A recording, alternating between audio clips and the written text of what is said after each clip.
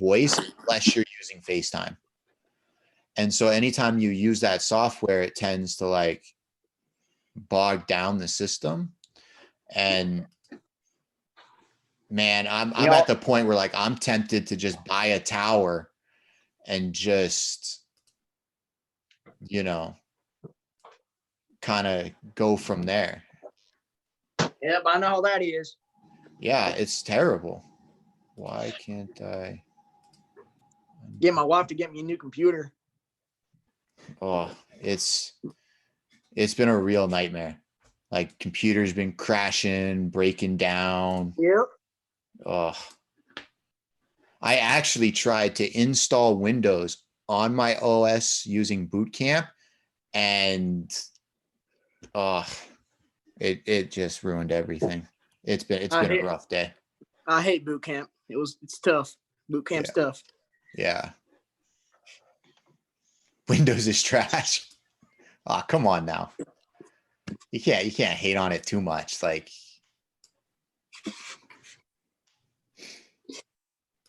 but yeah, I'm definitely not a fan of Windows, period.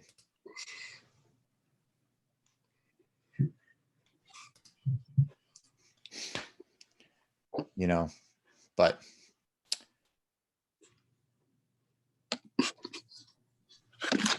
Danny, please do. I am in serious struggles right now. Like my Mac is like, even here, like I can tell because I just pushed this live to YouTube to like, because it was a smaller chat session. I think only like 9 or 10 people to try to like, you know, get some more people into here. But like, I can tell it's like a little glitchy. It's driving me insane. And if other people couldn't do it, it wouldn't bother me. But like, I know other people are doing it and it's working and I can't get it to work. And that infuriates me. It's like a pet peeve. Oh,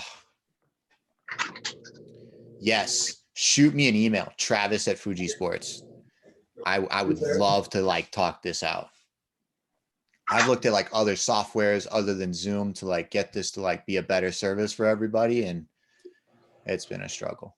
I might actually just switch over starting next week straight on YouTube to see if it's just me without everybody else, if that'll help, you know, kind of keep this going and keep this along. That way it's still free for everybody and it doesn't cost me anything. Because Zoom actually costs money and it sucks.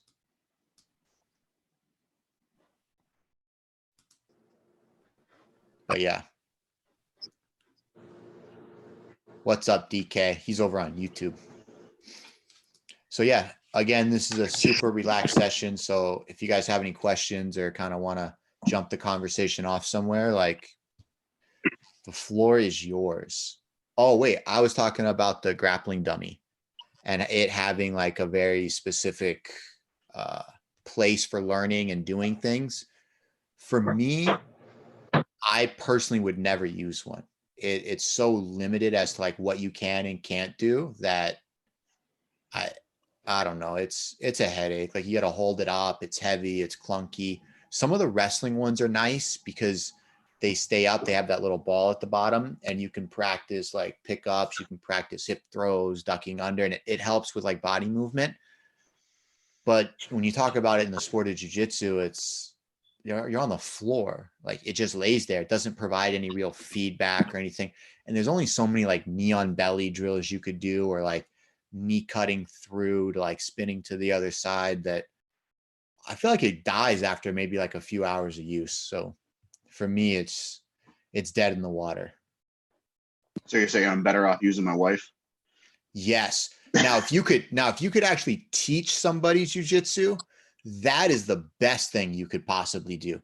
Not only for like your ability to retain it and like help you understand the actual like process of what you're trying to do, but to like grow the sport, right? And like build that community. But I think the spouse thing may be hard because they already know you do it. So like convincing them to do it, they haven't already done it, it might be a struggle. But who knows? I tried that one time and she broke her hip. You tried too hard. Yeah. Yep. Mine's been a good sport, usually for about 30 minutes, what she's good for. And then she wants to move on to something else. So one of the questions here in chat is people often attribute me to being the tough guy judo player or the brawler. And how do I feel about it? And what do I feel my best attribute is? Tactically, cardio, technique. I guess for me, I get it because I was a brawler. I basically used brute strength and physicality to kind of break down the technicians to where they were like, I'll just do it next time. And then it made winning easy. And I was able to do that because I fought matches more tactically than I'm just going to come out here and grab the gi and throw. For me, it was always about tactics, even to the point of like fighting matches in certain parts of the square. Like if I'm fighting a lefty from Japan, I'm always going to stand on the edge of the mat because if he creates too much movement, he's going to be able to throw me, and that's not good for me. So I'd always play it safe by fighting on that edge so that I could always sneak out of bounds, because that penalty is better than him getting a perfect shot off or being able to move me into a position to throw. So yeah, I guess that falls under mat IQ, Danny. I guess that's where I would throw that one, is just very situationally aware with my opponents.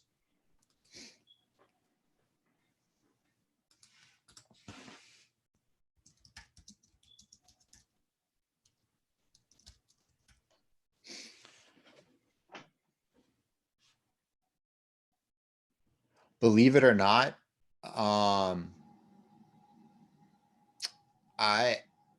didn't fight them often, but the Koreans were probably the ones I probably feared fighting the most.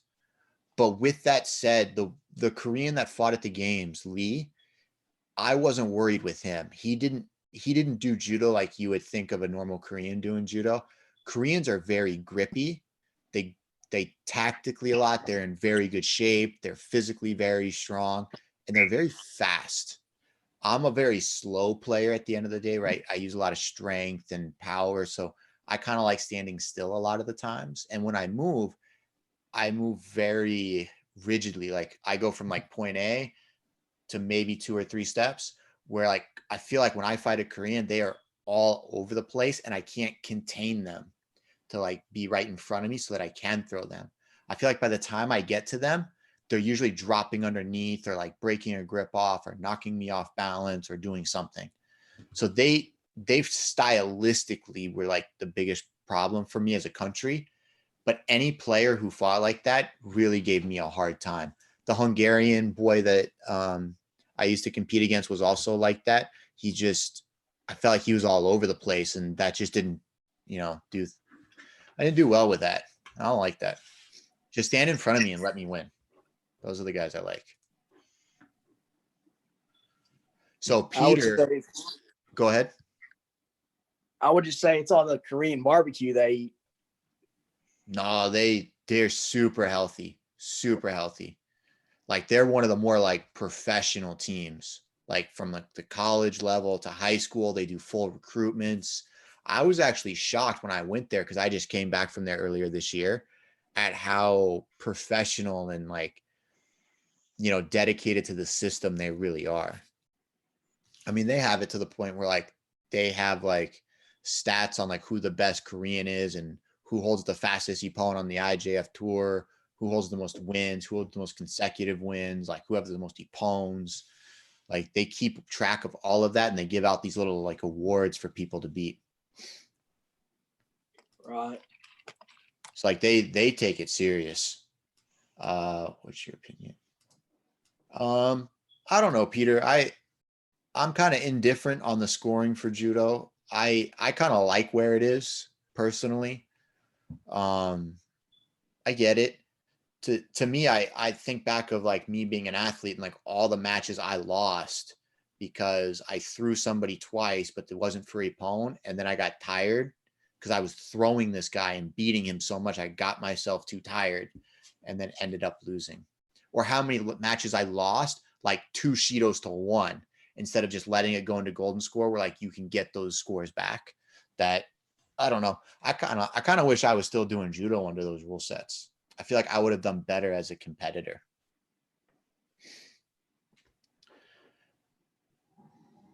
My go-to throw when it's a close match. That's a tough one. You know, I'd like to say the one that works really at the end of the day, you know.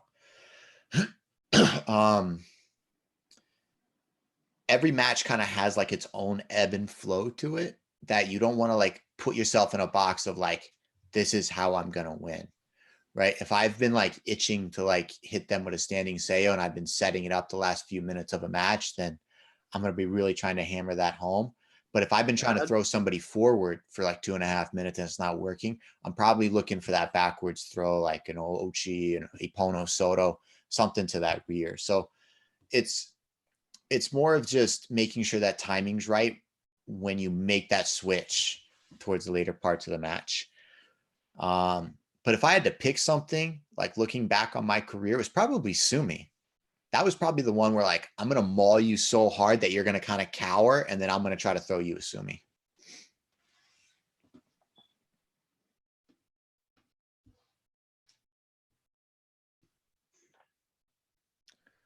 As far as Sambo goes, Danny, it's just not around. Like, I don't know, like there's not a place. Like, I kind of stumbled into jujitsu when I hurt my foot. Like Henzo and Jimmy had a really good working relationship, so it was like an easy transition. Like I had an in. It wasn't like I was Googling like jujitsu schools because I wanted to do jujitsu. It was just a way of supplementing my training, and it was a good place to go. So it was just more of not being readily available, I guess.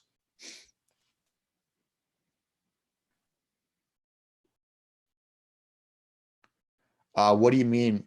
How about if they poke your eye? What do you mean by poke your eye? I need a little bit more information to go off of.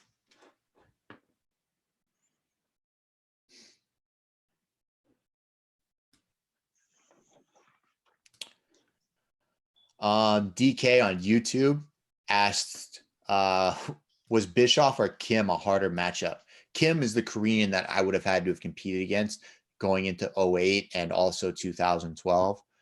And I will say this, Kim pinned me one time when I competed against him in Korea.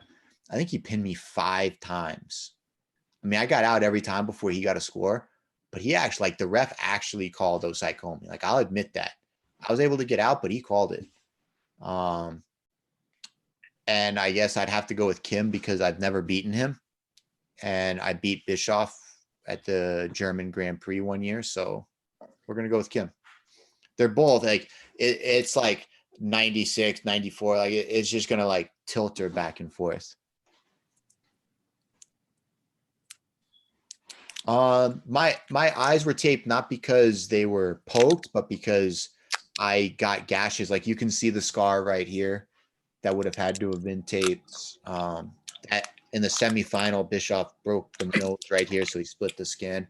And again, like back under here. So they're just cuts. So it's just making sure the tape doesn't cover your eyes. Sometimes, you know, it swells to the point of like blocking. Who's eating the candy bar? Somebody's eating a candy bar. You got to mute your mic, buddy.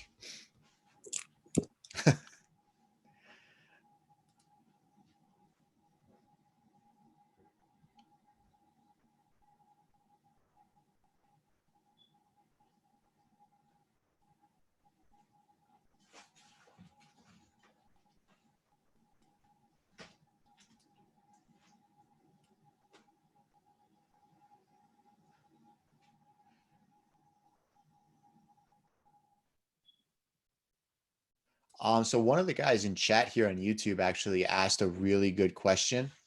I can't read his name, so I'm not even going to try. So sorry about that. But he said, what do you do to retain all of the amount of knowledge one learns? Sometimes I learn something like a move set and then forget to apply it, when it comes time to do Newaza or just Randori in general. And for me, I don't know why, maybe because I'm a little older, I'm not just totally wrapped up in the tech world. I find writing it helps. Even if I never actually refer to it, if I take the time to actually write it down on paper, I'll never have to look at the paper again, but it sinks into my memory a little bit easier. I find that more helpful than let's do this 100 times and then see if it sinks in. I tend to check out when we do things like that.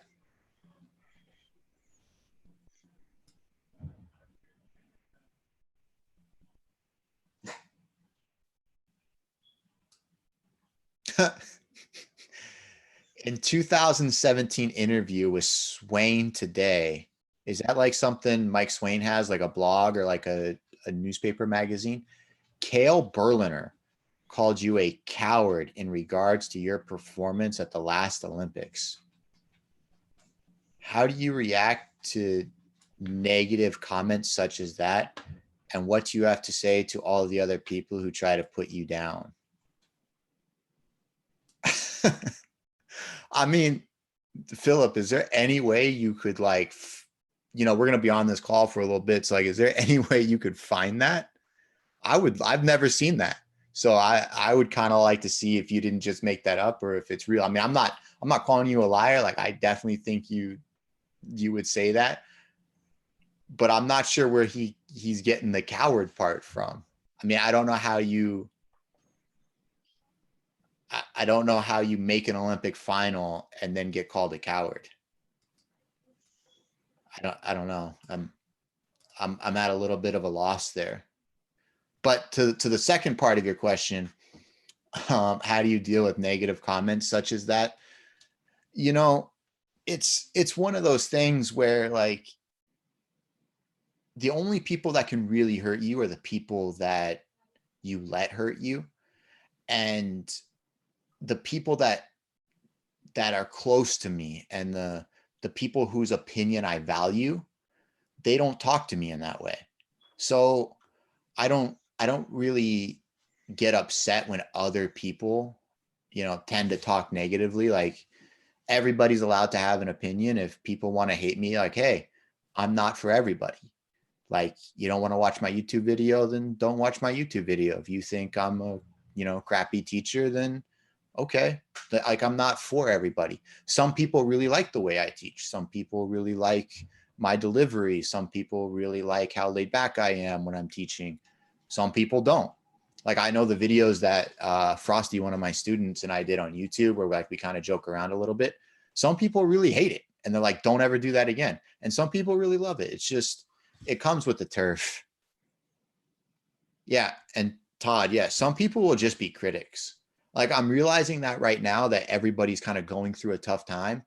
And sometimes when you make like the smallest mistake, you got to understand that people are going to like lash out at you. And it's not even necessarily because of what you did. It's just all of their anger and frustration kind of came out during that one little stint. And it's not all supposedly directed at you. And for me, that's just, it's like when grammar Nazis like rip me apart on Instagram for like a spelling mistake. It's like, it's a free platform, guys. I spend all of like seconds typing it out. I don't even reread it because I don't care that much. Like, it's just, that's just how I am. Like, if that's the comment you want to leave, like, please keep leaving it because it helps the algorithm on Instagram, and I'm all for extra comments. I probably get more comments and better traction when I make spelling errors. So thank you.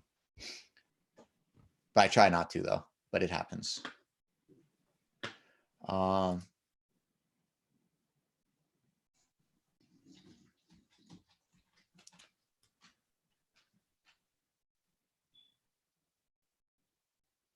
I'm not even sure. Somebody on YouTube is asking about dojos in Central Florida, but I'm not even sure if Roddy has a school. But I would just, if I was trying to pick I don't know Florida that well, but I'd probably try to make it to Kitsusai, which is a national training center for the sport of judo, which, Angie, Alex Turner, all those guys, Adonis, they all train there. So that's probably where I would try to get to, even if it's a little bit farther of a drive.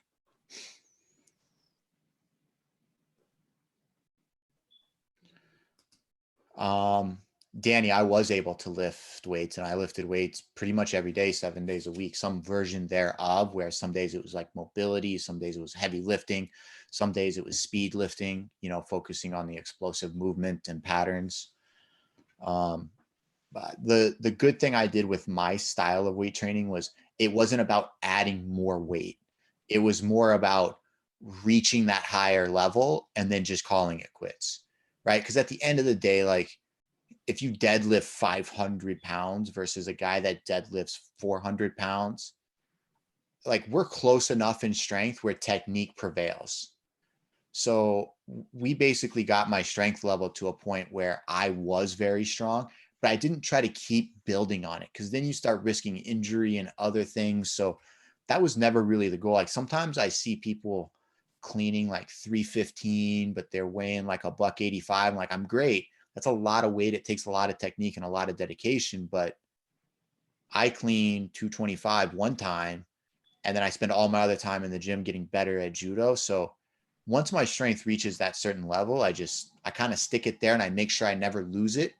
And then I focus most of my time and energy into judo and making sure that my body stays healthy.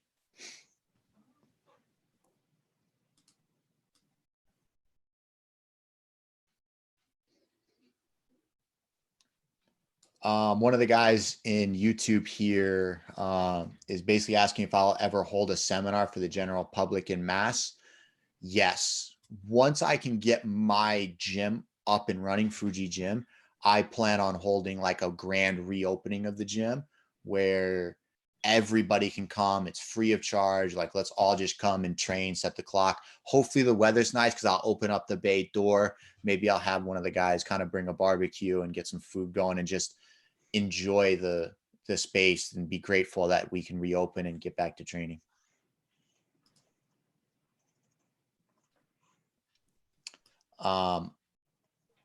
Austin here in the YouTube live chat, he asked a funny question. Did you ever make an enemy of a referee or official in judo that hindered you later on? And I'm going to give the short answer to not get in too much trouble, but the answer is yes. And yes, I personally feel it did hinder me. I can say that with 100% certainty that I personally feel like it did hinder me. And I actually got into so much of an altercation that the IJF actually suspended me. And no, I will not talk about why. Just, it happened. That's the end of it.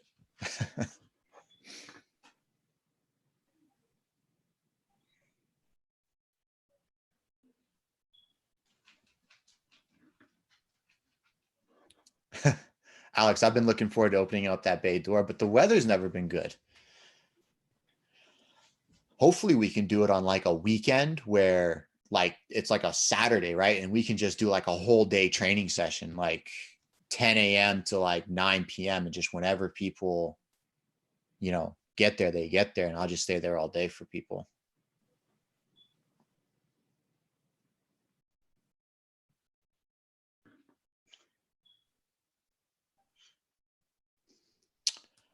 So somebody in the YouTube chat over here is asking, how much of my time would I allocate between judo, BJJ, wrestling, and, would it change? It's more of like, what can my body handle? When I was healthy, I was like 80% judo, 20% BJJ, just because, it's there. But my time was always 100% dedicated to judo all the time. And then whatever energy I had left over at the end of practice, I would just kind of get through a jiu-jitsu workout. And the same thing with wrestling. I would just kind of, whatever was left in the tank, I would just burn out, because I'm from the States. So not every training session can be with world and Olympic medalists or even like international medalists. Sometimes we're working out with brown belts, green belts, recreational players, where you're not going to get that same intensity. So after the judo sessions, I would move on to jiu-jitsu to like keep that burn going and get through it. But the primary focus was always one sport, and then supplementing the other two sports as I saw fit. Danny, I don't know if I'll ever compete in BJJ in a super fight. I'm in a fortunate situation where like, I know like people want to see it, but all those people that do like the BJJ Fanatics DVDs, my gym is so close to their studio that when they come into town, a lot of times they stop by and they train and they work out, and I get roles in with a lot of the top level guys. So to me, that's enough. It's just, I get to test my skills. I get to train with some of the top guys, and I know nobody gets to see it, but at the same time, for me to dedicate my time and energy to, knock off all the fat that I have, especially after the virus, to like get back in shape and make sure I can compete healthy and not get injured and like really put on a good show, then that's so much work. And to not be paid for it is the other kicker, because we're talking about quitting my day job, like quitting the YouTube thing, and I'm just going to solely train full time and then take it on. And for a one-off payment, it's a lot to ask of somebody.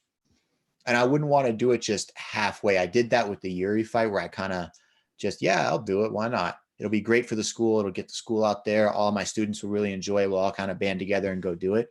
But I didn't train for it. I did like 3 or 4 sessions with Bernardo where we did like 3 5-minute rounds and called it training. And then I took a week off to go coach in Montreal, drove all the way back to compete the next day and said, hey, I'm ready. So yeah, there's that.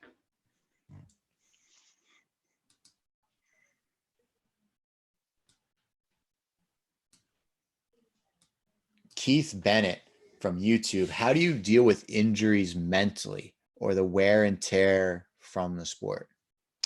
So here's kind of the very short answer for that.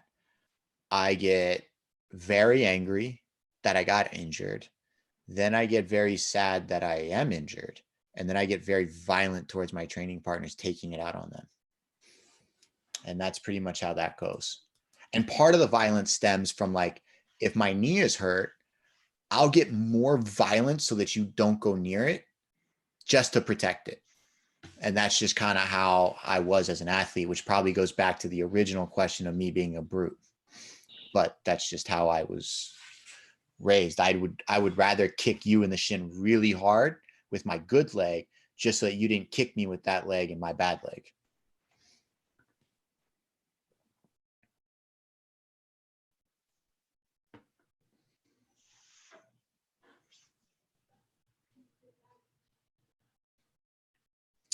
Don, as far as you starting judo in 2016 and now you're into the black belt division, I would have to say the number one thing that you need to work on is gripping. You need to be able to control your partner's sleeve and make sure that hand is never on your gi, because that's going to be your best source of A, offense, but B, defense. So if you can control that sleeve, especially against the same-sided player, then you basically prevent them from ever throwing you. Once they get really frustrated, you'll see your ability to start to score and open up and, create some offense later on in the match. That's what I would focus on anyways.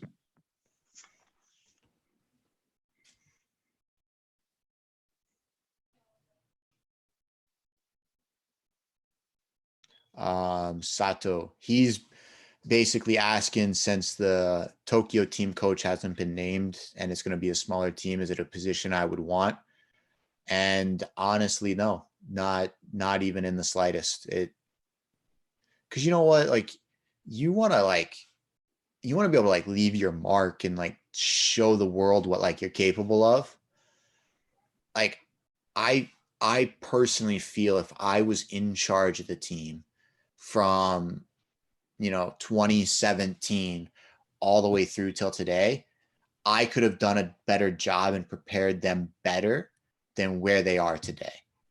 From like making sure they go to the right events, to making sure they go to the right training camps, to watching their films, to giving feedback, to standing on the side of the mat. And I feel like they didn't have that.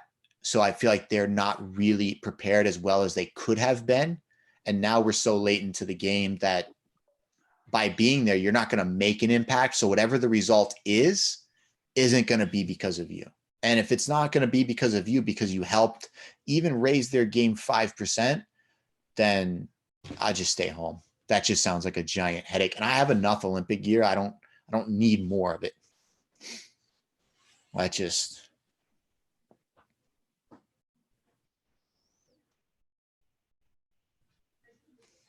Yeah, it very well could be 3 people. You know, like it very well could be 2 people. I have no idea what's going to happen. I mean, honestly, I wouldn't be surprised if this just kind of like ran its course for a while. And then they were like, okay, we're going to hold 3 or 4 events. And then the 5th event's going to be the games. Like that's very much a possibility.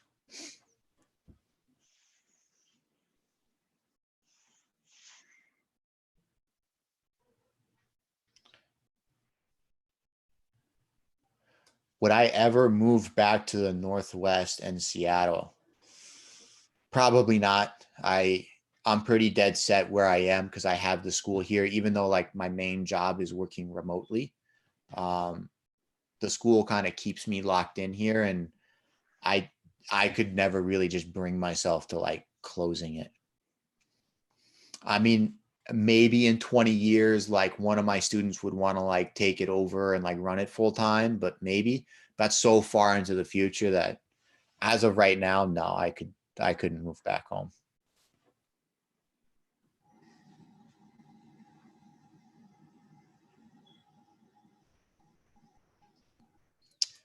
Judo hasn't really, grown in the States because people aren't professional when they run their schools or when they interact in judo in general in this country. They don't treat it like a profession. So it's never really going to grow if people aren't going to treat the sport professionally.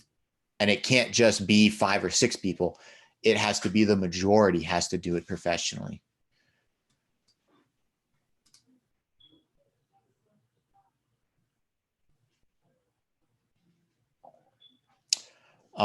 Youssef is asking, do I know how Hashimoto's secret of his Hashimoto Soda? I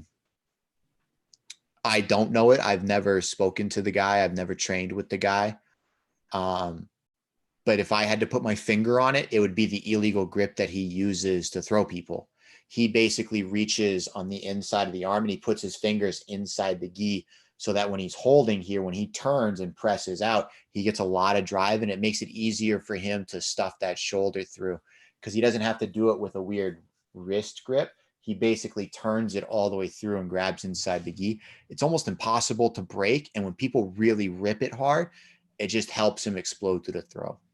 That's the thing. When I watch his judo, that's kind of what I'm pinpointing as the main thing he's doing. But like I said, I've never worked out with him. I don't even know if I've seen him in person, really. Maybe I have at like one of the recent events.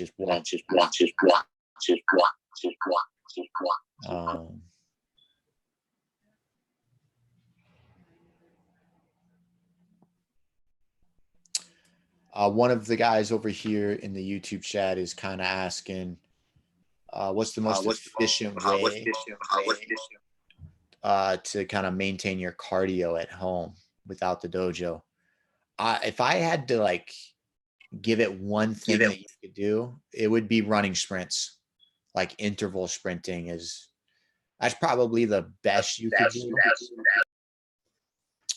But when your forearms burn out, when you go back trying to grab a gi, like it's going to suck regardless.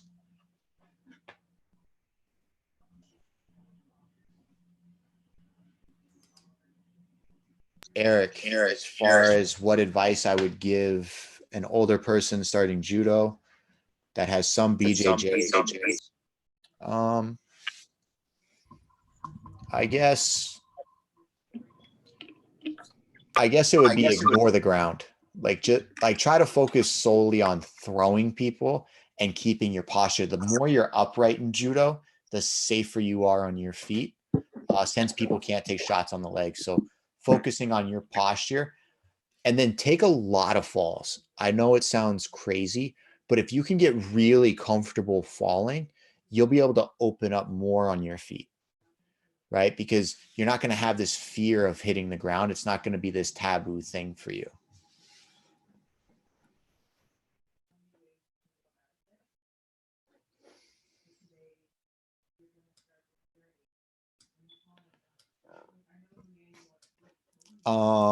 Ruben's basically asking how long it took me to progress through each BJJ belt. Not very long.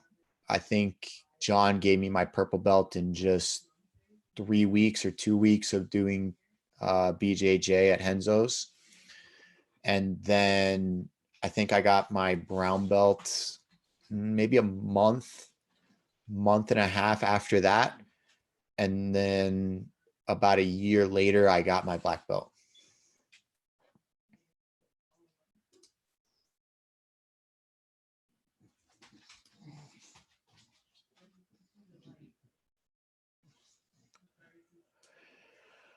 Austin, is there anything that the US can do that would have a large positive impact on judo in the US? Yes. And I think a lot of people would disagree with me, but I think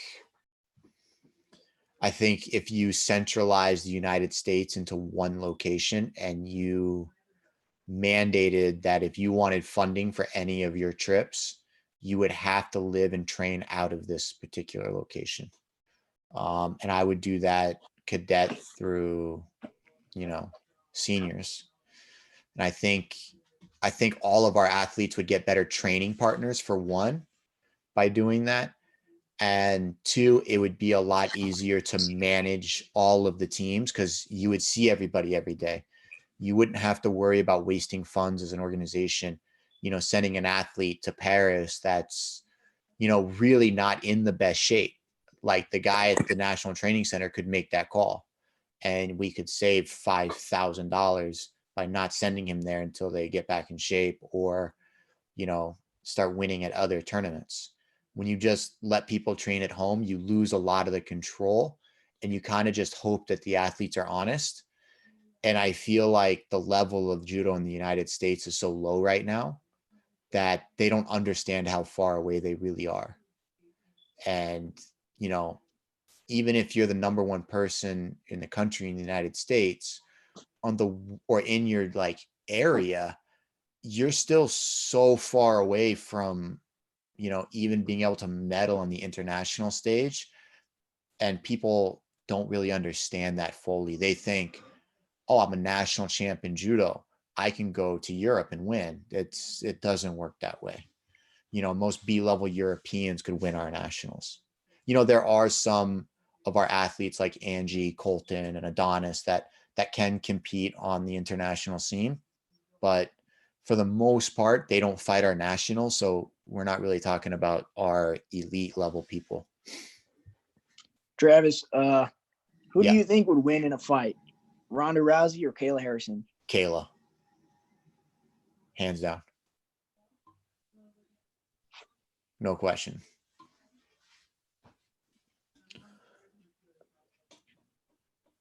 And what about let's say looks wise? I'm assuming you're meaning like an MMA fight. In both. I mean, I'm gonna give it to Kayla in both in general, just because to me she's a better athlete. Regardless of actual technical ability, to me Kayla is a better athlete as a dedicated person that solely focuses on training. I think when it comes to MMA and Ronda's rise, it had a lot to do with being the first. And when you're the first, Ronda, for all of her stardom, the athletic level of MMA for women at the time was very low. And I don't think you could really say that she's the best female in MMA. I think every time you get to the next generation of champion, the sport rises and rises and rises, and the champions in the past can't compete with the champions of the future. And I think that's the same across the board. So anytime you kind of ask a generational question like that, where it's who would win, this person or that person, I'm 9 times out of 10 gonna pick the newer champion because the level of the sport has risen. And that's just my take on it, because you're never going to get them at the same time to be at their highest, right?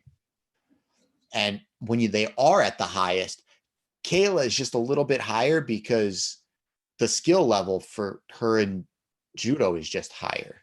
You'd say the same thing about men's judo.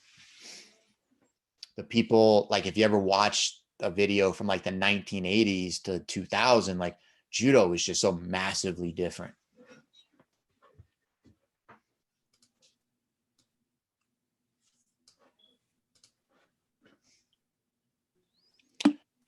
And no, I have no intention of transitioning to MMA. Like it's not, you know, there's just no money. It's not a good business plan. I can't do it. And the reason for that is just that's just who I am, right? Like I retired from judo pretty much when I was 30 years old, coming off basically a 2015 where I was nothing but injured. So how many years do I really have at being like an MMA star? 4, 5, 6 if I'm lucky. Like, am I really going to compete until I'm 40? And then it's going to take me 2 years just to get my striking where it needs to be in order to actually compete for a UFC title. Because you're not just going to get it dropped into your lap. It doesn't work that way. There's these backlog years that people never see. Like McGregor would be a great example of that, where like you don't see the years he put into fighting before he became a UFC star. He didn't just wake up one morning and go, oh, I'm going to do the UFC. And I feel like I don't have the years in order to build a legacy foundation plan in order to do that. So, you know, it is what it is. I just feel like there's a better way to make a living than trying to get my nose broken for a couple of fights.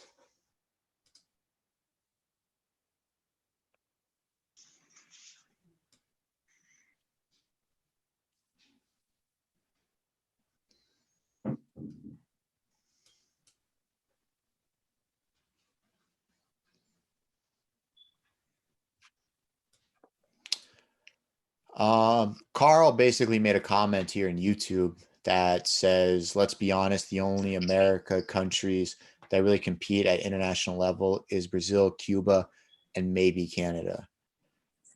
And while you might be right as far as like labeling a country as being competitive, that might be true. But there are individuals in a lot of the other categories that do compete. Right? Like the Colombian,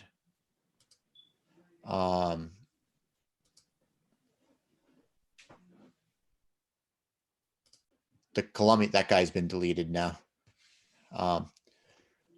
The Colombian at 70 kilos is like a 3-time world champion, right? The Dominican guy at 90 kilos has like 3 or 4 like IJF Grand Prix and above medals. So like there are people that do it, but I think they're in the problem that the US has, where they rely on like the flukes of the country to kind of carry the country. They don't work on building a plan and a foundation for development that can really increase and turn out champions year after year.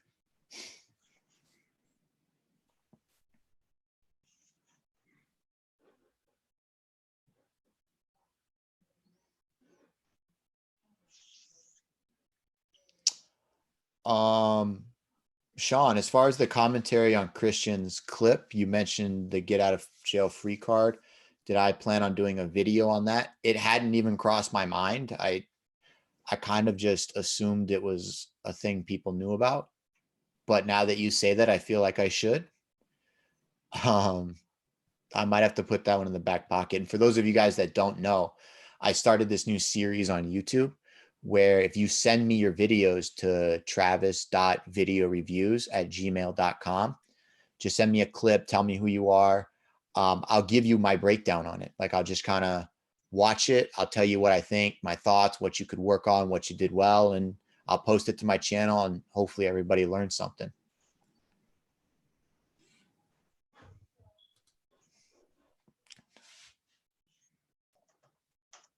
And my favorite martial art would be judo by far. Jiu-jitsu just doesn't do it for me. It just doesn't have the physicality to it. It's really just like a thinking person's game. And I don't know, like there's something to just being able to grab somebody and smash them into the ground as hard as you can. And yes, I know you could do that in jiu-jitsu. I get it. But the rule set just lets them pull guard, and it can get stale. It just can. And that's just my opinion, because I come from a faster paced sport.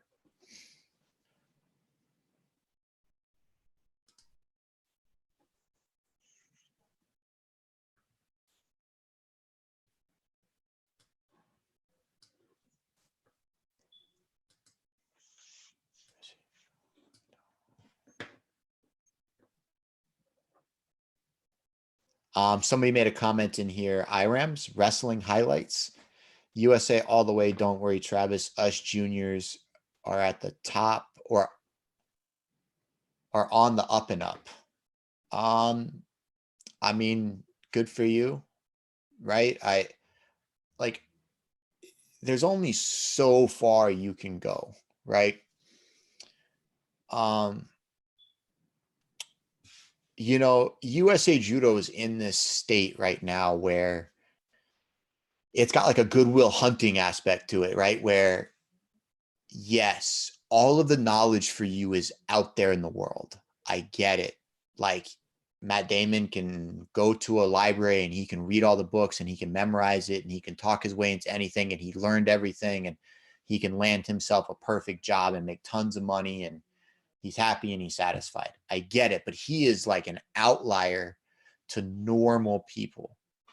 Normal people need what's called teachers and coaches and people to help them along the way to get better.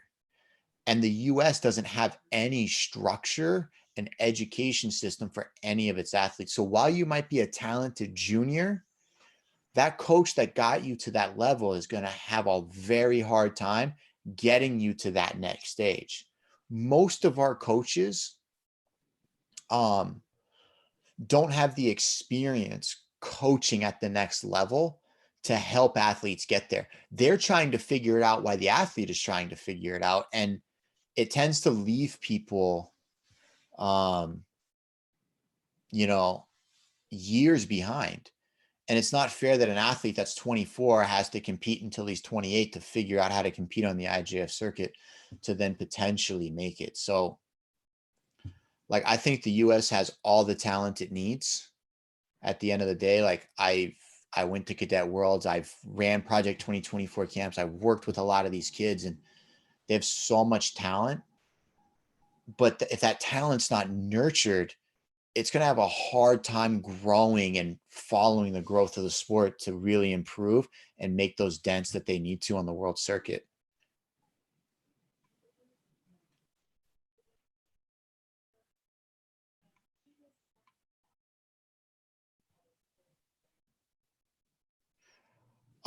Sato, as far as,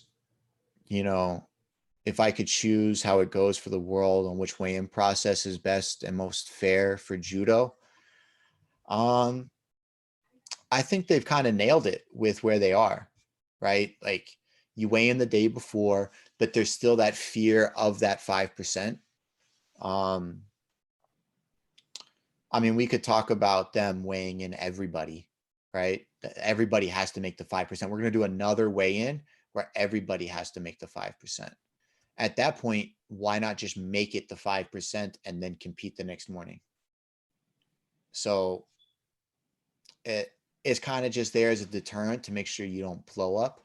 I like the day before weigh-ins because I feel like that's the healthiest solution for people.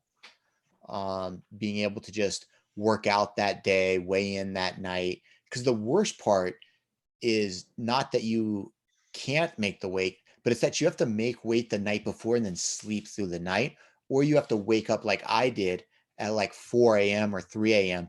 to cut the last kilo because you weren't going to sleep all night anyways because you were dehydrated. So I think if you are going to allow weight cutting, I think the day before is work the best out of all I've done them all. And that's the one I like the most. Because at least you get to have dinner and a good night's rest before you compete.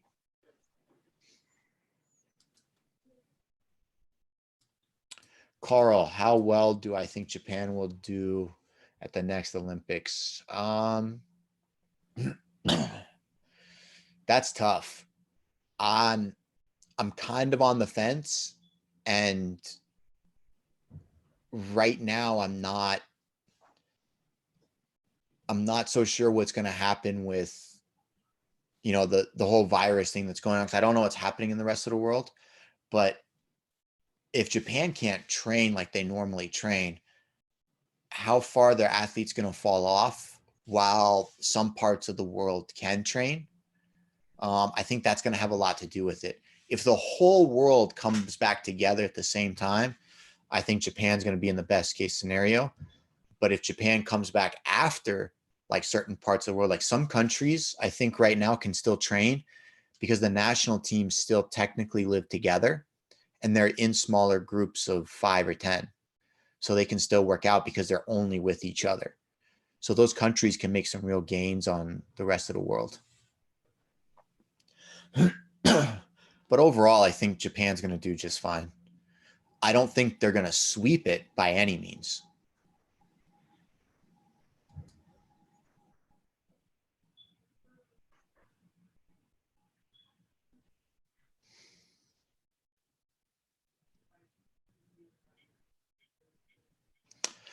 Yes, I am familiar with Isaev. He's got phenomenal judo. Phenomenal judo. He's a real technician of the sport. He's definitely somebody I would love to get on Judo Fanatics to like shoot a DVD with, because I think he could provide a lot of value to the judo community with just how much knowledge and like understanding of the sport that he has. So if anybody knows him and wants to make that connection, like, do that for me.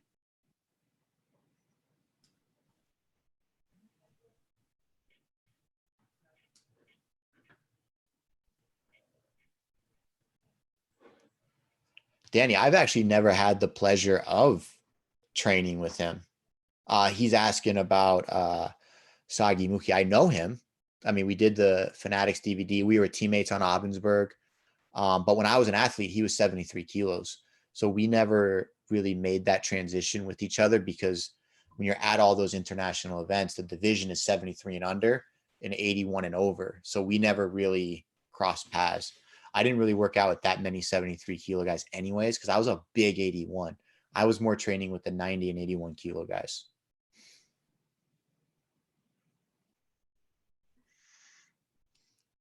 And no, sorry, I don't know the London judo scene that well. I couldn't tell, but maybe somebody here in chat does. Maybe. I'm not sure.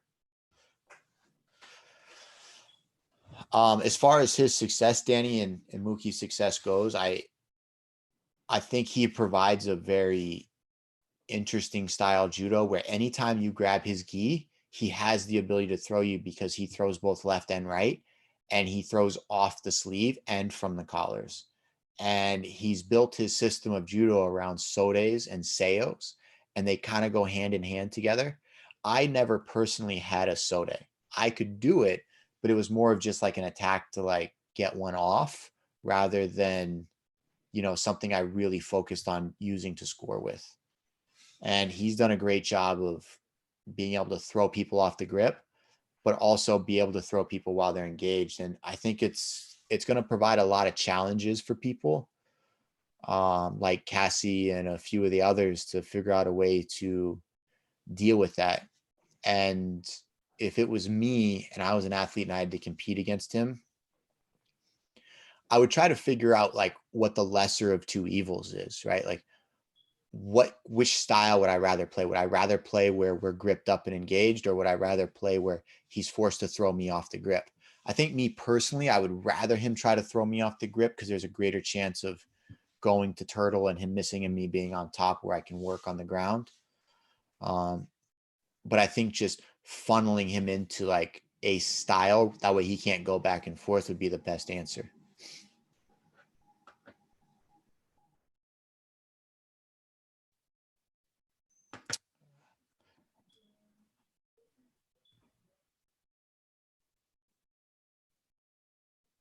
Correct. Rocket Baby over here on YouTube is asking, you know, about that comment I made earlier on the higher level, like the newer aged people versus the older generation, and the newer one winning versus the older one.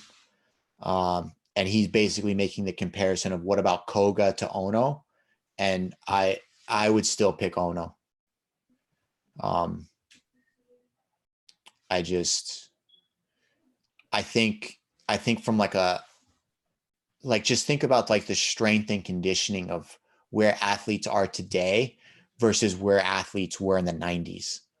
And I think athletes today are just more physically fit. They're in better shape. They take care of their bodies better just because the knowledge of how to do that is more readily available for people.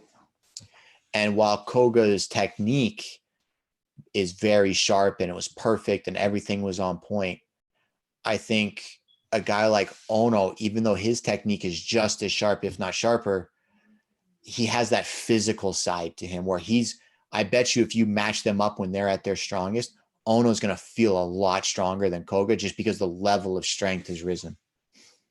If that makes sense. What is a super chat?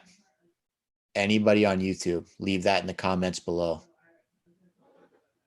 I have live chat and top chat as a selection here. So if you guys could tell me, then that would be great. Galshin versus Isaev, who wins? Isaev, because he's a bigger player.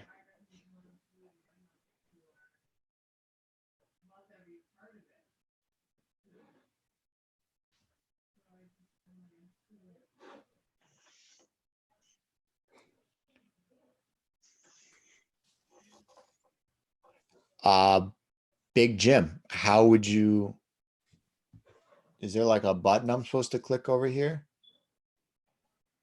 I have a pop-out chat button.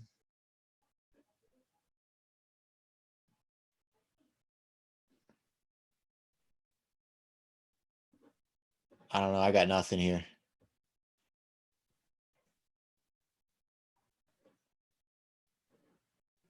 I can hide the chat. I might have to Google that later or YouTube that later.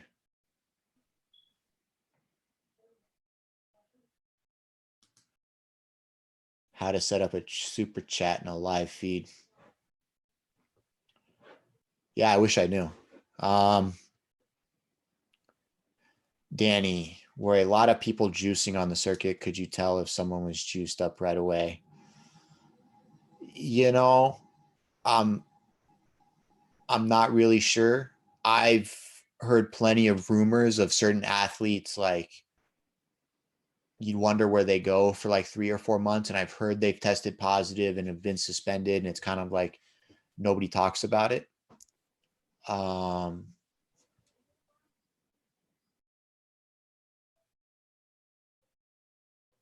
And I don't know if too many people have actually ever tested positive. I know some people have avoided testing. I know, well, I guess at the end of the day, the question is just, do I think people are doing it? And the answer is yes. I think there's more people doing it who are world like 5 to like 15, trying to get to that next stage. But at the end of the day, like, it doesn't really help.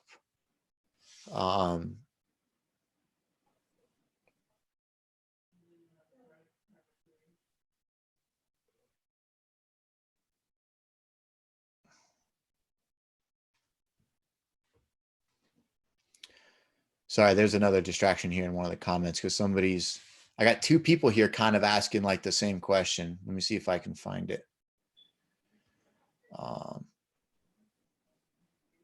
Somebody in YouTube asked, do you have any opinions on the treatment of Nick DiPaolo? It seems as if he was kind of shunned after the 2012 Olympics. And then somebody in the Zoom call said, in a post Rio 26 Q&A with Judo Crazy Online Magazine, Nick DiPaolo said, between Travis and I, who would win? I don't want to start anything, but that would be a cakewalk. how does this type of cockiness reflect on judokas in our sport? And how can we learn from modesty? I mean, you know, the big thing that people need to understand, like to go to like the Zoom question here first, is people at like the higher levels, they always have to kind of, you know, put themselves on a pedestal and talk positively about them. Like you never want to be a person that's like, oh yeah, I would definitely lose to so and so. Like you would never want to do that. So when you ask athletes that question, it's kind of like a loaded question, because they can't admit it, because then they're devaluing themselves, and we're not supposed to do that as athletes. We're always supposed to talk positively. And you know, I mean, do I think Nick would beat me? No. And I mean, there's matches, I could pull up matches, I think on YouTube where I beat him at local competitions. So it's like, you know, it is what it is. I don't know. But to go to the YouTube question of the opinions of Nick, I mean, I'm not really sure what that means. I wouldn't say he was shunned. I would say that, you know, a lot of people coddled him and supported him and, you know, gave him everything he really needed for success. I mean, he's had full-time sponsors since he's tested positive. He didn't lose anything. He was still a member of the national team throughout all of 2016. He got all of his trips funded except for extra ones, which all of us had to pay our own way for extra trips. I don't know. I don't really see how he was mistreated. I mean, just to make sure I don't misspeak, because I'm going to go on judobase.org right here, and I'm going to go DiPaolo. And we'll click on DiPaolo's name and we'll go results. And I'm looking at his results right now, and this is pretty much over his entire career, right? He has a gold at a continental championships, and he has 3 bronzes at the continental championships. He has 0 gold, silver, or bronze at Grand Slams. He has 0 World Masters, 0 World Championships, 0 Olympic Games.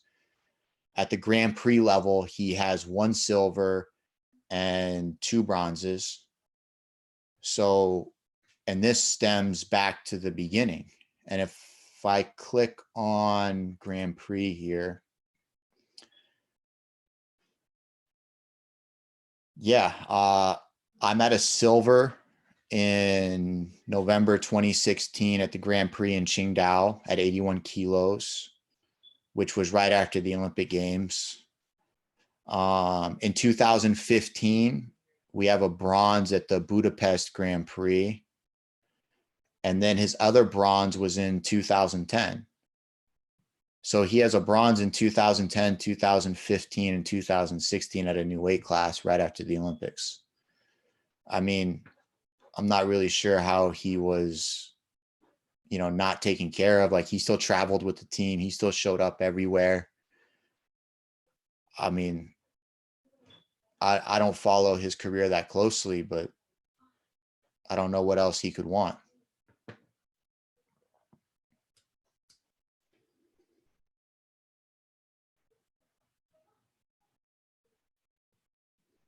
Oh, super chat is where you can pay for a comment to be highlighted in the chat.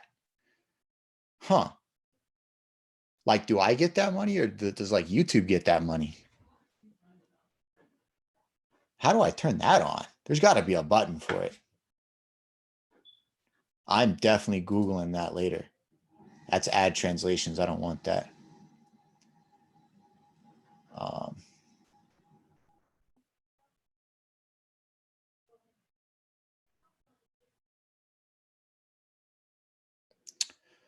So one of the questions here in the Zoom meeting is, Would jiu-jitsu be more intense of a workout than judo? I've heard it gets hotter on bottom rolling than standing and throwing.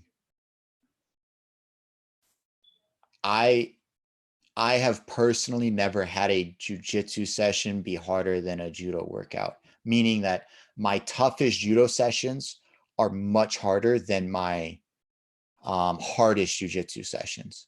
Now, with that being said, I am a professional judo player and an amateur jiu-jitsu player. Just so that I'm saying that, like, I'm not saying jiu-jitsu is not as hard. I'm just saying for me, that's not the case.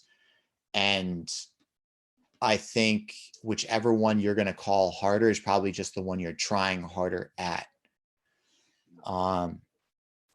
Most people haven't been what I've been through, where I've done, 15, 20 rounds of 6 minutes in Japan with people trying to take your head off, clubbing you, standing up, throwing. Like, we're actually physically carrying other people's body weights in our arms and our legs and our backs when we're throwing them. Whereas jiu-jitsu, you have a guy laying on you. So yes, it might be hot, but that doesn't mean it's hard. Like, physically pushing somebody and picking people up for, hours on end, that could be hard. But I have had very difficult training sessions in jiu-jitsu as well. So I think it's just really depends on how skilled two people are.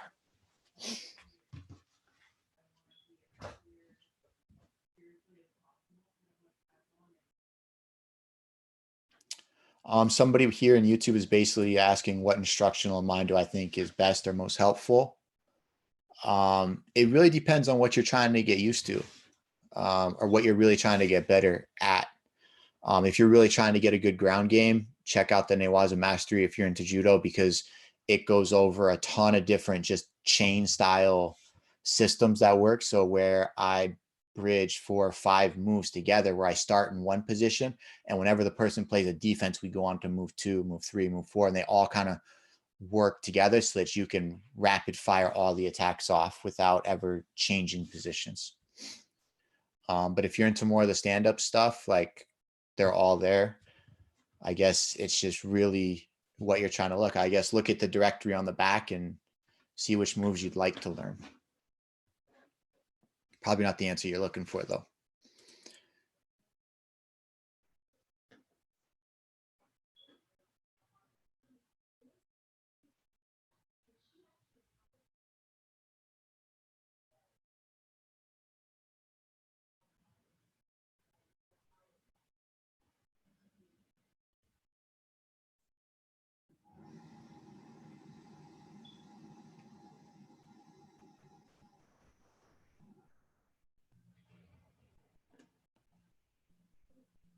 Just trying to catch up here in the chat on YouTube.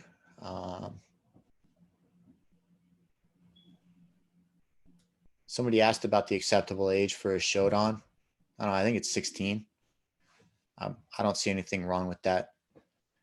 I think a lot of times BJJ players misinterpret what a black belt in judo is, because they try to use the jiu-jitsu terminology for it, where they're completely different. A BJJ black belt pretty much means you're a professor of the sport, means you highly educated, you can do the sport, you've practiced the sport, and you've earned it, and you can teach others. A judo black belt means you're a qualified student, where now you can start to learn and participate in the sport of judo. That's why back in the day it goes white, black, because a white belt was like your entry level. And then once you've learned some of the basics, you can get a black belt. And now it means you can go out and learn and develop and, kind of come up with your own style of the sport, so to speak. Ono or Isaev? Oh, that's a tough one.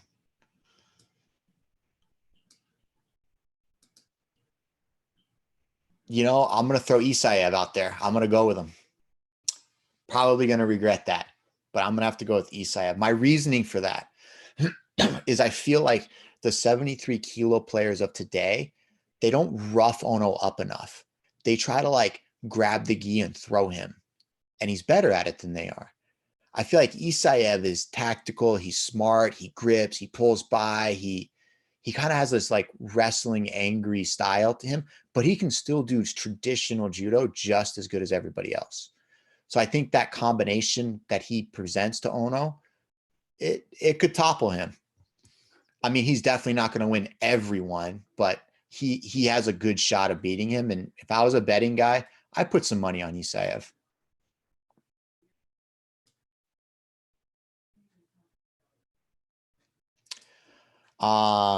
Sven, I actually talked to Tipitiliani when I was in France this year filming Darcel and the other French players, and he agreed to do it, but we were going to wait until after the games because by the time I got home and Europeans ended, it would be like a month or so before the games, and I didn't want to disrupt his winning. So we were going to push it back till right after, but then this whole COVID thing happened, and now I'm not really sure. But I did want to fly out to Georgia and stay with those guys and try to film 3 or 4 of them. Kind of like what I did in Korea.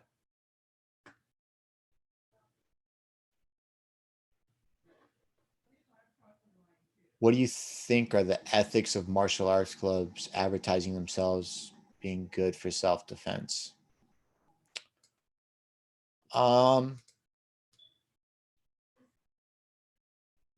I think it's okay.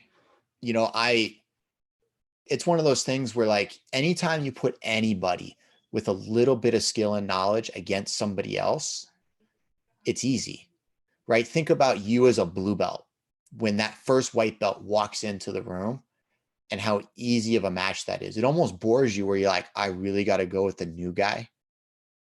But that's what it's like on the street for most people, right? It's just an everyday person. Now, when we start talking about, you know, actual self-defense where 2 skilled people are going at it, I don't think it's the same thing. But I think when people read self-defense, they're not thinking, hey, I'm going to go to the bar and I'm going to get into a fight with a world-class kickboxer. You said I could do this. I don't think people are thinking that. I think people are thinking like, hey, you know, this random person at the bar is, you know, getting a little touchy. Like, how do I make sure I can protect myself?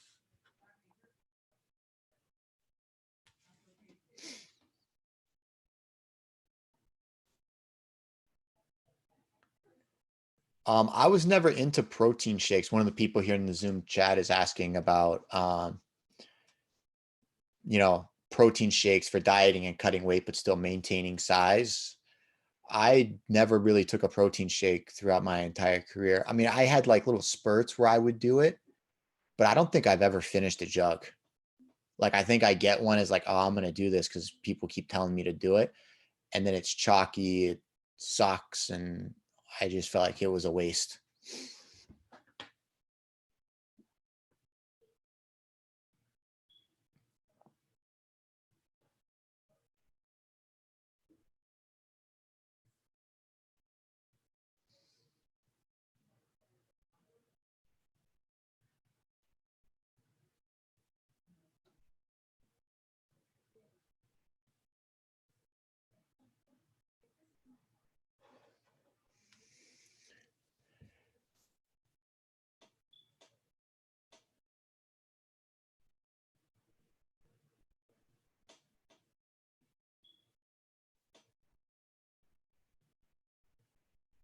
Sorry, somebody here in the Zoom chat said, viewed in March 17, 2018 video interview with Flow Grappling, you're on record saying that among your charitable training work, you've also donated whatever extra you have to the Ligma Foundation. How do you feel this affects the community? I'm not sure what the Ligma Foundation is.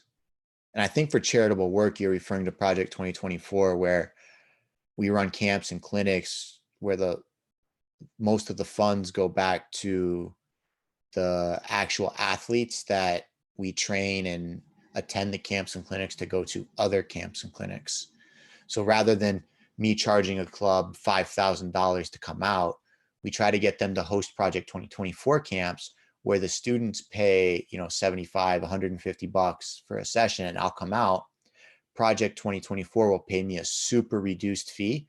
And then everything left over after my travel expenses and hotel and car rental, it all goes back into the system so that we can fund the kids to Europe, to, you know, other camps and clinics. We ended up going to France and Belgium earlier this year. And then in the summer, we did Abendsburg and somewhere else. But we did two-week stints with the kids.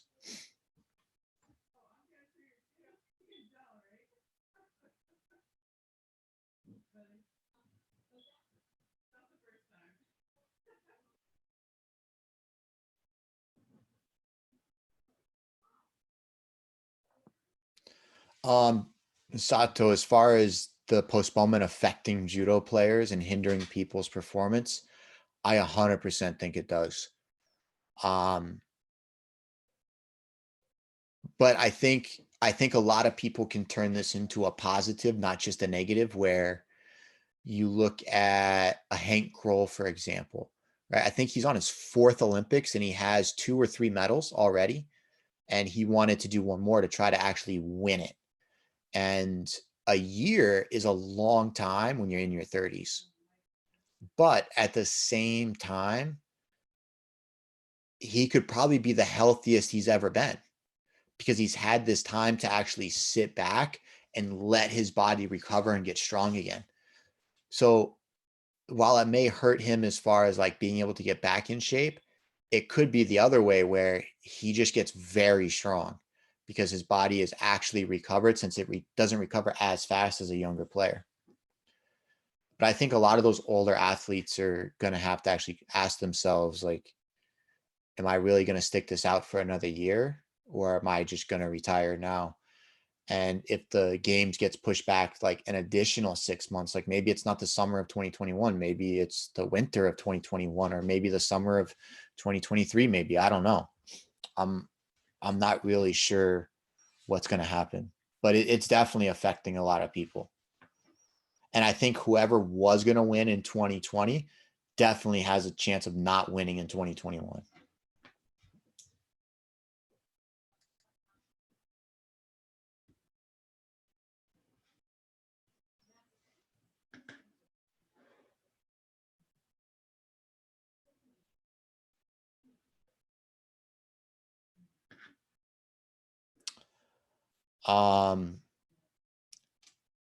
John, thank you. I'm glad I'm an inspiration. But I don't know of an Olympic medalist by the name of Quentin Cook. I don't know if you typoed that or if you meant to say something else, but as far as Uchimata being less dangerous than Soto, I would 100% agree, especially for beginners, because you don't have a lot of the neck stability that, you know, conditioned judo players have. So when you tend to take an Soto fall, your head tends to whip back, and there tends to be a lot of concussions with that throw, especially at the beginning stages.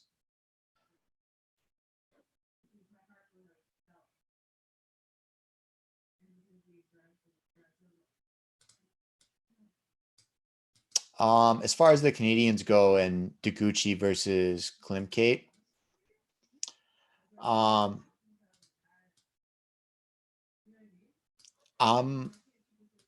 just not so sure Klimkate's dynamic enough to ever beat Deguchi.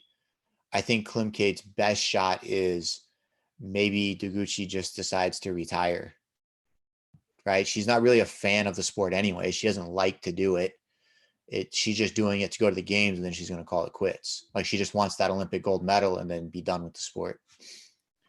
Agree. I've seen Klimkate, like, even the last couple of years, quite a bit, just competing and training. We go to Canada every once in a while, and I don't see her like adding things. Like, she's not making a change. She's doing a lot of the same things really well, and she's getting better at it. But none of those things have given me a glimpse of her beating her. Like, she hasn't dropped under Deguchi and thrown her for Wazari like a few times where, like, maybe it'll be Ippon. I feel like the matches are kind of one-sided for the most part.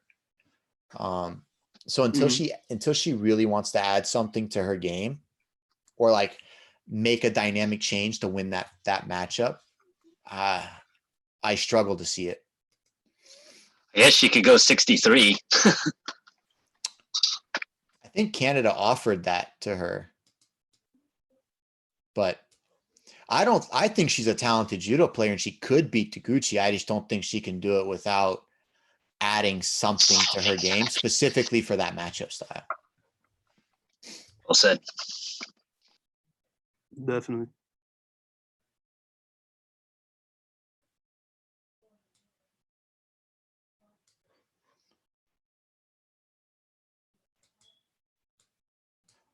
Best Olympic coach other than from your country, I would have to say the one that comes to mind right now that I think impresses me is Shani, the Israeli women's coach, because he understands, and it's really hard to wrap the community's mind around this, but he understands that in Israel, they have to train differently than the Japanese, and they have to train differently than the French, and they have to train differently because the resources that they have are not the same.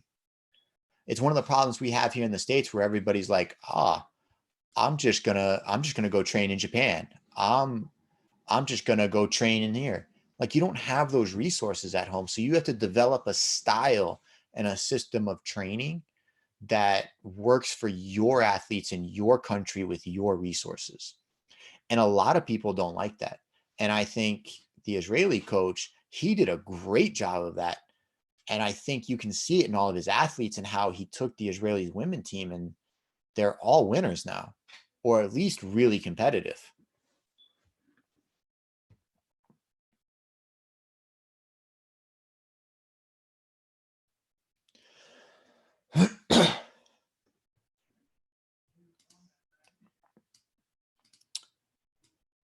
I'm glad you guys on YouTube really like the content. That means a lot. It takes a lot to, like, shoot those videos, edit them, get them up there, get them loaded, get them scheduled. So I'm glad you guys appreciate it. As far as, which one I like to practice more on my own time, it's always judo. I will always pick judo.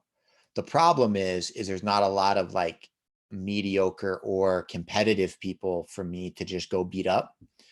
And that's what I really like.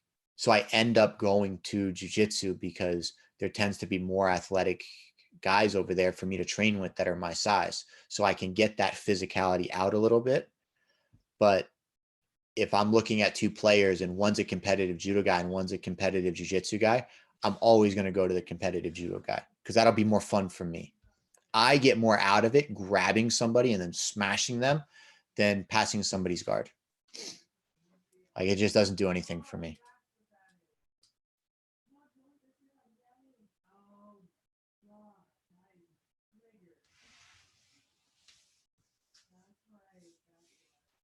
Oh no, I don't think you were comparing me to Nick. I know there's a lot of things out there about, people aren't supporting him and doing things. And I just tell everybody what you need, and it can't be just paying me money. So like, I got paid money and I got my trips paid for because I had the results to back them up. You don't just get to have money because you feel like you deserve it. Like, if you don't have the results, I treated judo personally like a job, like that I could be fired from. So if I wasn't performing, I get fired. And I feel like everybody should be like that. Do your job, get paid. Do your job better than what we expected, get paid more.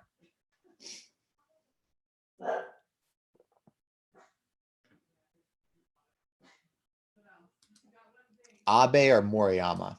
I like Abe. I don't know. He's a go-getter. He's young. He's got a fire in him that I like. I love it.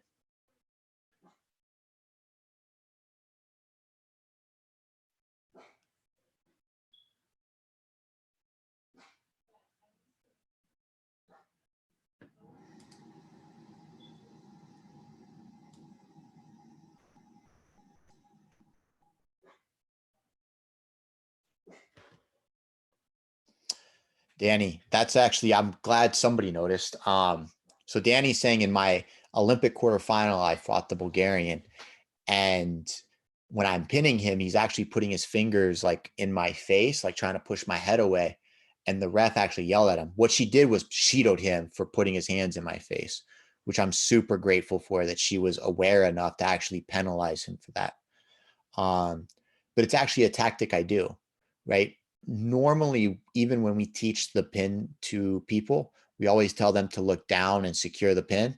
I always, in a competitive environment, I always try to look up, and I try to find my face with their hand, because if they can push my head down, they can get their leg over my head, and then they can use that to push me further down and get out. So when they start pressing on my shoulder, I actually turn and look at them, and I try to use my head to kind of pummel their hand away, because if they put their hand on my face, it's a penalty. And I was able to do that in that match. And when he realized he got the Shido, that clock is still running, and it kind of deflated him, which allowed me to secure that pin. So I'm really grateful she paid attention to that. Metcon Fitness. What was the most surprising about Meow, if anything? If you ever really watched the Copa Podio matches, I was surprised he didn't tap to that toe hold when his foot was cracking. I was shocked. He actually just kind of let it crackle and take a high ankle sprain, and shocking.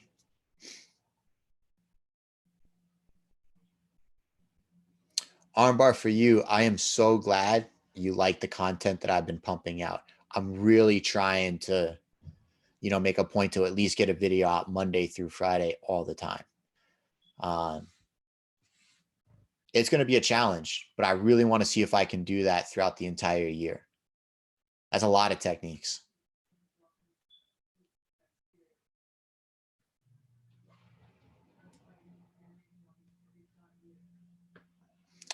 Bob, is high-level coaching something you're doing, or are you interested in doing in the future? You've talked a bit about how you think the way judo has developed, so I was kind of curious. I don't think I'm qualified to coach at a high level. I'd like to start with the cadets and the kids, because I feel like at the highest level, right? We're talking about the Olympics, the IJF circuit. Your coach and athlete, they need to be one.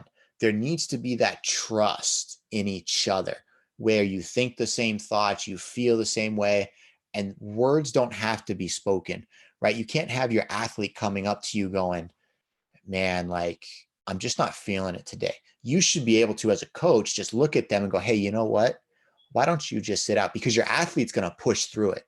And what happens is that as athletes push through it, they just get injured because there's not enough people around them supporting them that can read their bodies and their minds and say, hey, today's a day off for you.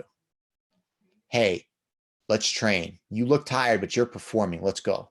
And being able to do that. And I feel like that takes time to build the trust with the athlete and the athlete to the coach, and that understanding. And I feel like if I could start at a younger age, I could develop as a coach, learning from Big Jim and Jimmy and other people. And then by the time we hit that senior level and that really competitive level, I could have a team of young athletes that, like, we just understood each other. They understood what I wanted from them. I understood what they wanted from me. And I could learn how to communicate so that I didn't throw an athlete off on the day of. Like some athletes, they love to be patted on the back. Some athletes like their shoulders massaged. Some athletes want you to hold their water. Some people, you need to make sure like they have their iPod charged. And there's just so many different things with so many different people. And I think,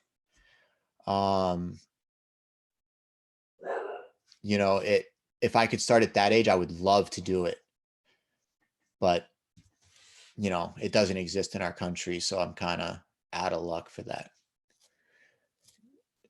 In 2017, DiPaolo was featured in a Rolling Loud magazine section in Athletes Who Blaze, claiming Kano himself used marijuana for therapeutic purposes, with marijuana becoming less taboo in today's society and sports. Do you see it being labeled legalized in judo anytime soon? I mean, I don't know if anybody could actually like make a claim that says he used marijuana.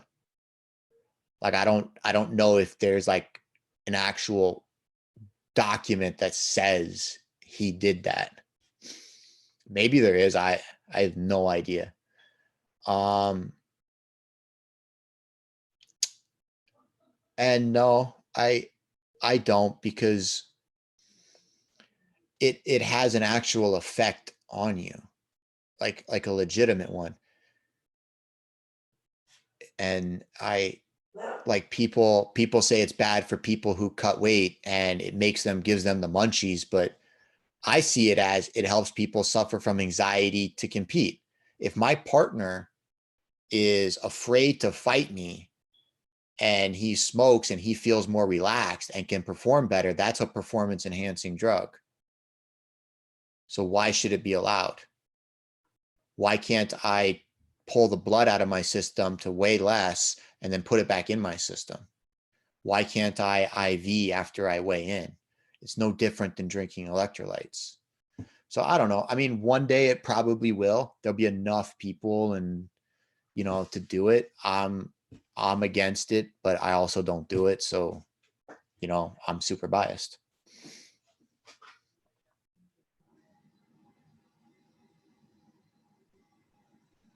And yeah, somebody here believes deviled lettuce, which I'm assuming is pot, should be legal. Like, you know what? Like, you could do it, but the fact that it's illegal and you did it, like, I don't care if you think it or not, it's illegal. Like, what difference does it make? It's like, it's a cut and dry thing. I didn't make the rule. I don't enforce the rule. It's just, it is what it is,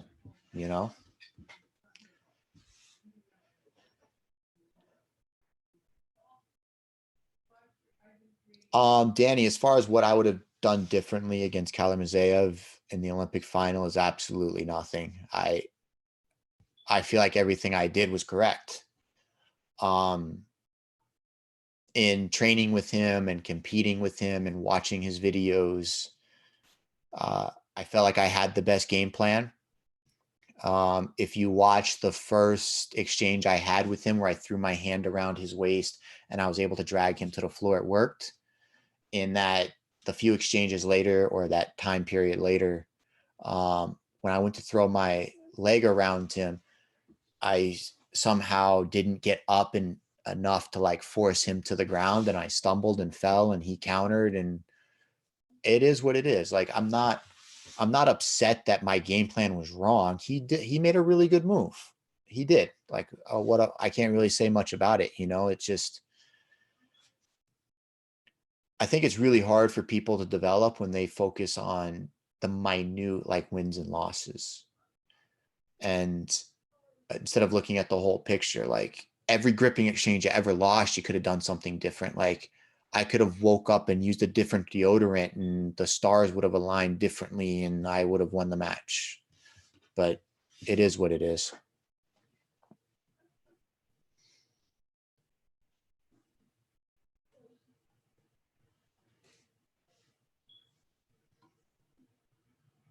Thank you, Big Jim. Thank you for tuning in, and I hope to see you guys here more often too.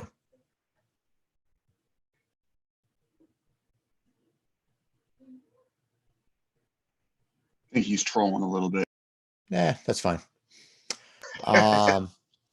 He's still here. That's all that matters. Philip, as far as the performance, the only thing the games really did for me is I just don't care what other people think. Like, I don't do things to please other people. Like, if you don't like my YouTube content, then don't come to my page. Okay. I think some people enjoy it, and I enjoy the fact that they enjoy it. So it's a great working relationship. And for those that don't, and you want to come here and tell me I suck, go for it. You're not going to offend me. I don't have a personality for everybody.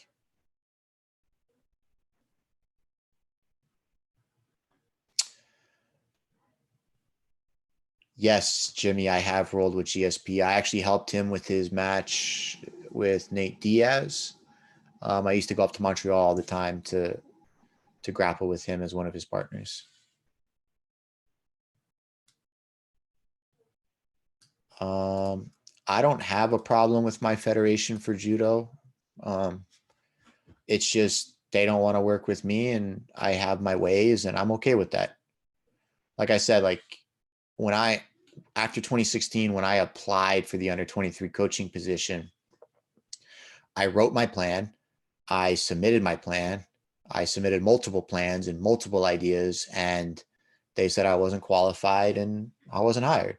That's the way life goes. You don't deserve a job just because of who you are. If they don't like the plan, then they don't like the plan. I can't work.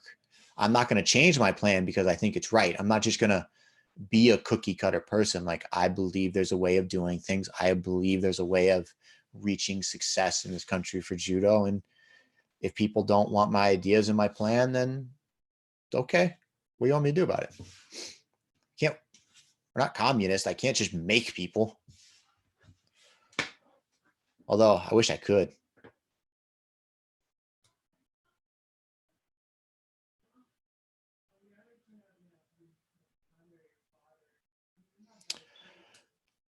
Bob, as far as best ways to start for Newaza, I personally like starting inside positions. Meaning like we'll start with like one grip on the wrist, person completely flat, or collar, back of neck, person and turtle from behind. And we'll just start with like the first part of a technique, and then it'll be a live go. And we'll do that for 2 minutes. And if you pin them, great. Reset back in the same start position and then go again. And that's what I felt like was the most successful. I think the thing on the knees or starting where you don't have anything doesn't work, because then the guy on bottom just balls up and he's like, you can't get me. And I'm like, but I'm not learning and you're not learning and nobody's getting better because we're not able to practice any moves, because I spend half my round just trying to get my first grip. And I feel like that's a total waste of time. GSP spoke highly of you. Well, that's good to know.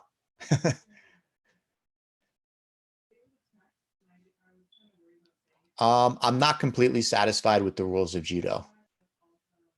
I would kind of like to see what would happen if we took a little bit of like folk style and applied it to international judo, where if you were on bottom, you actually had to get to a 3-point stance for mate.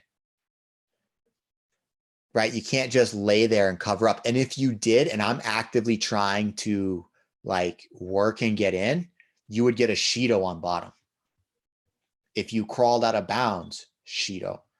And I think if I'm on top and I choose to not do anything, then it's mate. But if I have my hands and I'm just digging at your neck and you just sit there, you would get a Shido. Like, you should be forced to like know how to get up and defend yourself from bottom. I think it would be an interesting like rule set, but I haven't tested it. Like, I haven't grabbed an athlete and been like, hey, let's see what happens if we do this. But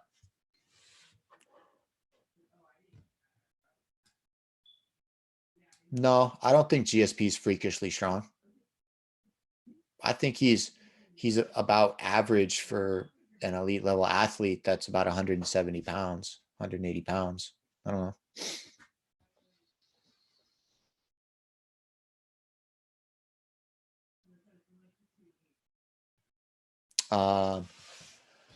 Austin, as far as Gordon Ryan's work ethic, yeah, he is one of the few people that actually treats jiu-jitsu like a professional sport.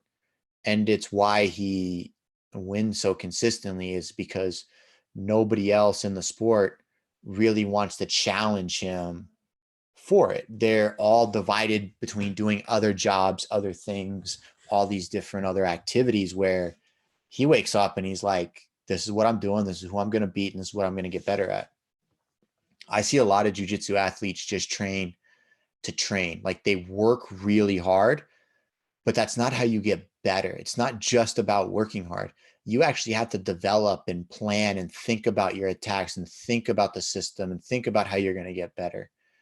And it shocks me that none of them do it, at least that I know of.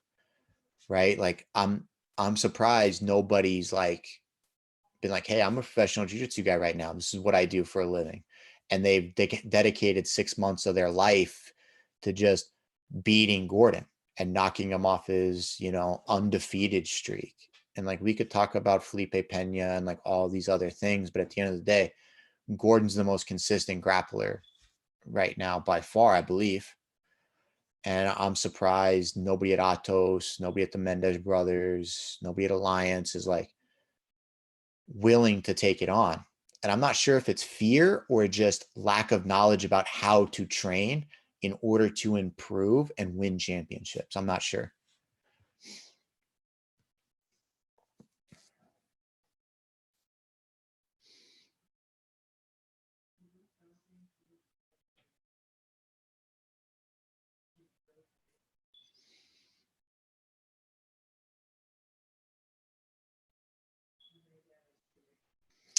Sato, back to your question here in the Zoom chat. I just get rid of them. I don't know. I think like I really like, as crazy as it sounds, I really like that you throw somebody twice and it ends it. Like I think back to like some of my matches. Like I was fighting the Grand Prix or the Grand Slam in Russia for bronze. And I was fighting a Russian. I laid him out. Yuko. I laid him out again. Yuko. Final 30 seconds, I got thrown free palm. I dominated that whole match. I made one mistake and it ended. I would have won that match in today's rules. Like I think about like how many times somebody's dominated somebody and thrown them for like 3 Kogas, and then they get 2 Shidos and they lost. It's like, how did this happen? And so it's all tactics and like different things. But at the same time, it's like, you're dominating. Like you deserve to win. Like, let's just call it a day. Because statistically speaking, you win that most of the time. Like, I don't know of a successful athlete that's been thrown 3 times and come back and win consistently to like win a championship. So, and yeah, I'm in the same boat with 4 minutes. Make it more intense, pass out the Shidos faster, and make people fight. I'm up for that.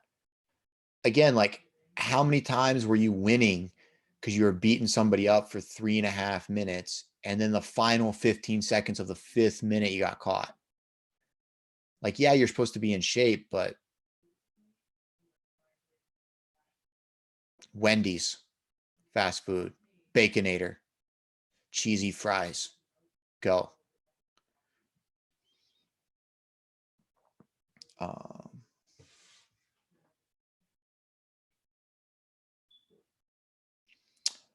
I have not rolled with Khabib versus on YouTube. I've not had that luxury. I think it would be interesting. It'd be a lot of fun. I'd only be good for like maybe a 5-minute round, maybe twice. I'm kind of fat.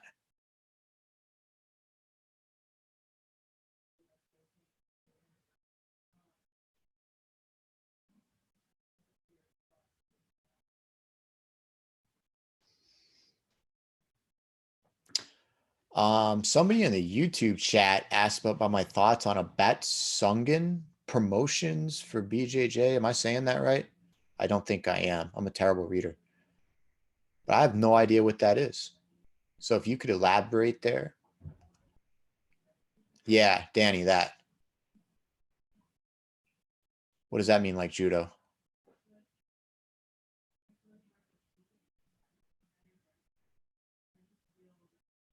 What's a total victory? Like he killed the guy?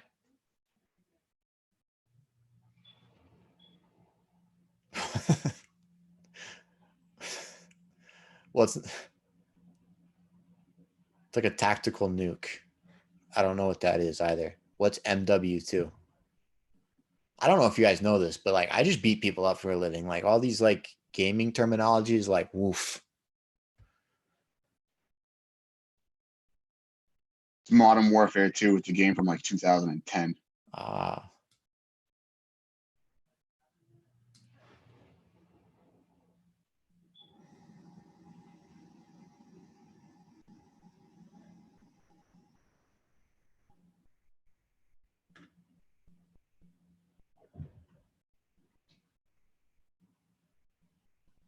Oh, Danny, I know what you're talking about. Okay. Okay, here we go. I understand the promotion system. Yeah, you're talking about where you line up and then you win a certain number of matches and you get your next rank.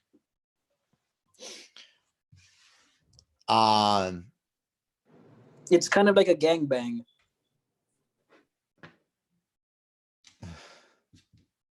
Anyways,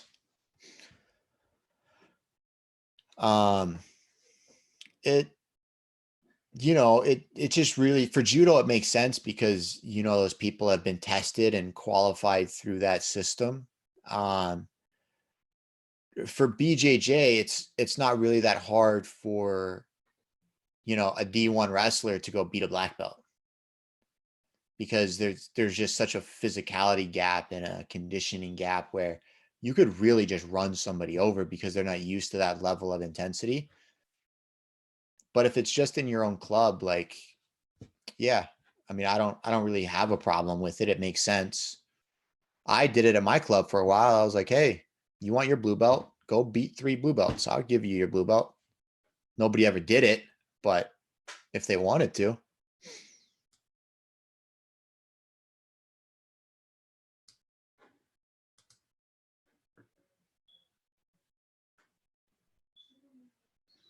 I'm not sure if it's just by belt level or weight. I think it's open.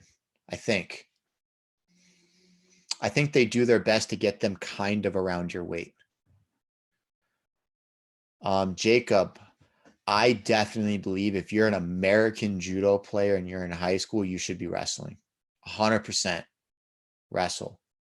Because you're going to want to learn that physicality and that conditioning and get that strength into your body because you're not going to get it from American judo.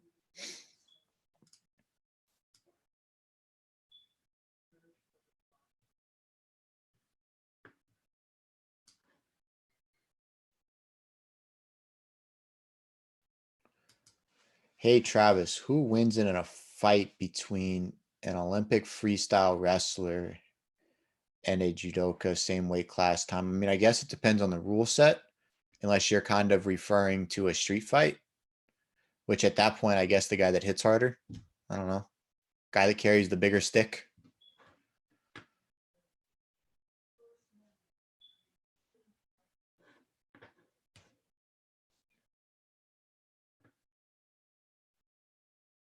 No, I don't really favor one belt system over another.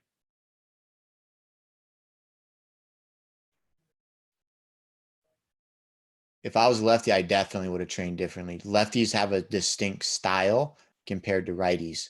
So kind of the rule of thumb to follow is righties like fighting righties. Lefties like fighting righties. Lefties don't like fighting lefties. Lefties to everybody are awkward because there's just not enough of them to really get comfortable. So lefties always get to train with righties because most people are righties.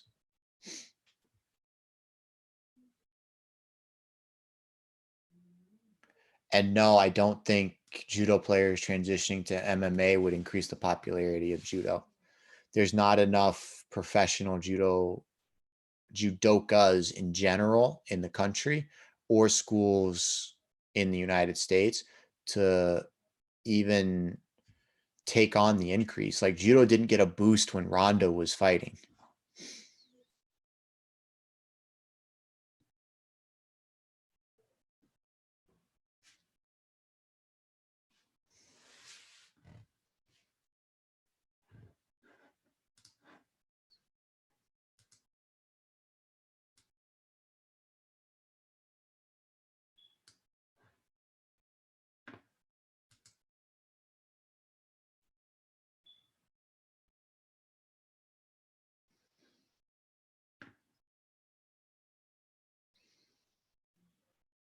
Iram's wrestling highlights.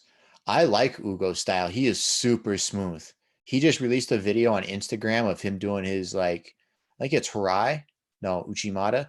It was super smooth. If you guys haven't seen it, you might want to go look at it. Iram, you should probably leave his Instagram handle in the chat here just so people could go find it.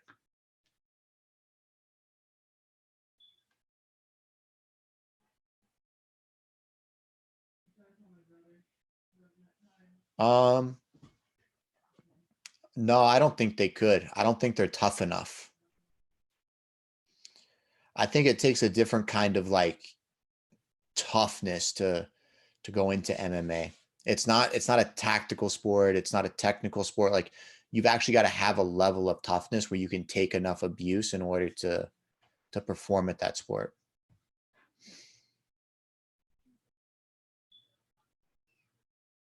Mitchell, good throws for tall, lanky people. Use your reach. Osotos, Sasais, Uchimatas, Harais, play from the neck.